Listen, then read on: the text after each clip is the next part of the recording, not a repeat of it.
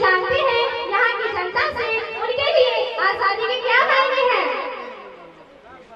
आपके लिए आजादी के क्या मायने हैं? मेरे लिए आजादी के मायने है अधिकार। अधिकार, अधिकार। और मोहतरमा आपके लिए आजादी क्या है?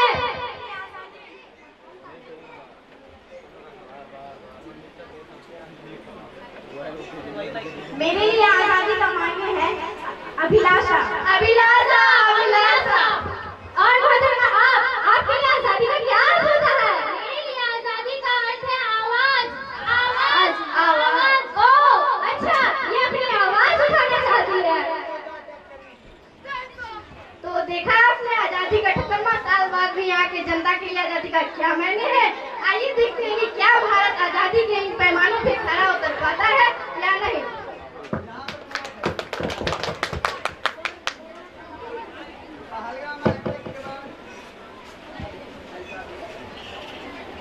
तो अब से कुछ समय पश्चात आप देखेंगे प्रधानमंत्री का स्वतंत्रता दिवस के शुभ अवसर पर राष्ट्रीय नाम संदेश।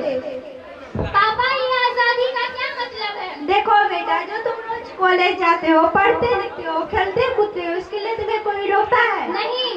नहीं, क्योंकि पढ़ना लिखना खेलना कूदना तुम्हारा अधिकार है, ये तुम्हारी आजादी है। पर पापा मेरे